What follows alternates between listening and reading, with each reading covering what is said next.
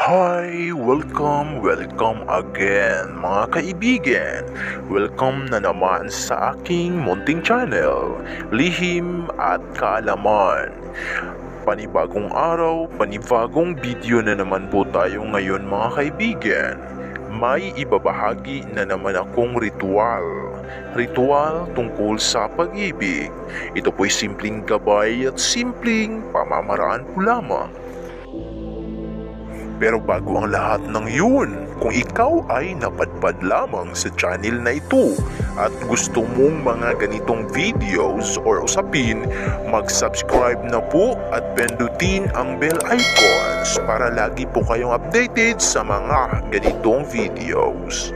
Maraming salamat po! Bigla bang hindi nagparamdam ang partner mo, kaibigan? Kinalimutan ka na ba ng partner mo? Palagi mo pa rin siyang iniisip? At nagdalawang isip ka ba na kontakin siya dahil baka masabi niya na ikaw palagi ang humahabol sa kanya? Pero kaibigan, sobrang atat na atat kang kausapin siya. Mostly po sa atin mga kaibigan ay ng problema po sa mga karelasyon. Lalong-lalo na kung nagkakalabuan na kayong dalawa at palagi na lang kayong away pati. At nakakapagod naman po minsan mga kaibigan, pero pinilit nating hindi susuko. Yung ibang mga kaibigan naghiwalay na pero ginagawa ang lahat para magkabalikan lang. Dahil po sa mahal na mahal po natin ang ating partner. Diba mga kaibigan? Kaya kayo mga kaibigan ay huwag po mawala ng pag-asa. Lagi pong magdasal sa taas at sundin po natin ang mga ritual at buo ang ating tiwala para po ito ay tatalab. Gusto niyo po ba kaibigan na kayo naman ang habol-habulin ng iyong partner? Kahit long distance relation pa kayo o hindi? Para naman po kaibigan na maramdaman mo rin na mahal ka talaga niya at hindi ikaw laging humahabol sa kanya. Gawin nyo lang itong ritual na ituturo ko sa inyo mga kaibigan. Ito po ay simpleng gabay at simpleng pamamaraan po lamang.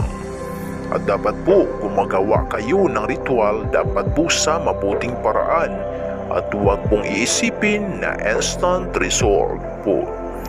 Tiyaga po tayo minsan mga kaibigan at minsan po ang tiwala ninyo. Dapat po buo ang iyong tiwala sa paggawa ng ganitong ritual at orasyon para po ito ay 100% natatalab. At kung duda ka kaibigan at hindi ka sigurado ay huwag na lang po itong gawin dahil sigurado po akong hindi po ito tatalab. At dapat maging positibo po palagi. At ang mga materyales sa paggawa ng ritual na ito kaibigan ay maghanda po lamang ng baso or garapon na babasagin, papel, panulat, kahit anong kulay ng panulat kaibigan ay pwede po, asin at asukal. At ito lamang po ang gagamitin sa ritual na ito mga kaibigan. Ito po ay napakasimple at napakadali po lamang. At ang gagawin po natin mga kaibigan ay una, ay sulatan po ang papel ng pangalan ng iyong partner o pangalan ng target. Pangalan at apelyido. Isulat po ng 3 beses mga kaibigan. At pagkatapos ay tupiin mo po ang papel, paloob ang tupi papunta sa iyo mga kaibigan. At pagkatapos ay ilagay po ito sa baso o garapon na may tubig. At pagkatapos mga kaibigan ay ilagay mo ang asukal at asin sa garapon. At pagkatapos mga kaibigan ay haluin mo ang asin at asukal gamit ang iyong daliri. At habang hinahalo mo ito ay banggitin mo itong spill na ito mga kaibigan. pangalan at apelyido ng iyong partner. Habul-habulin mo ako at maging akin ka habang buhay. 7 beses niyo po yang banggitin. 7 beses niyo po yang banggitin mga kaibigan, pangalan at apelyido niya. Habul-habulin mo ako at maging akin ka habang buhay. Hanggang matapos mong mabanggit ng 7 beses ang spiel na ito mga kaibigan. Pero dapat po ay buo ang iyong tiwala at talagang mag-focus sa paggawa ng ganito at laging magdasal palagi sa taas. Gawin ang ritual na ito kaibigan sa araw ng Martes o Biyernes, alas 3 ng hapon. At pagkatapos po kaibigan ay itago mo ang baso o garapon kung saan safe na lugar at hindi matapon. At pagkatapos ng 7 araw mga kaibigan ay pwede mo na po itong itapon kaibigan.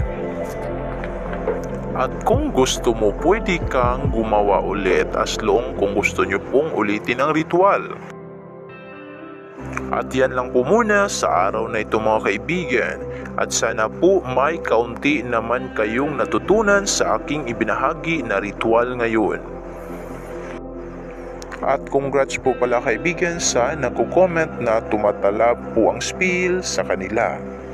Tiwala lang po talaga kaibigan.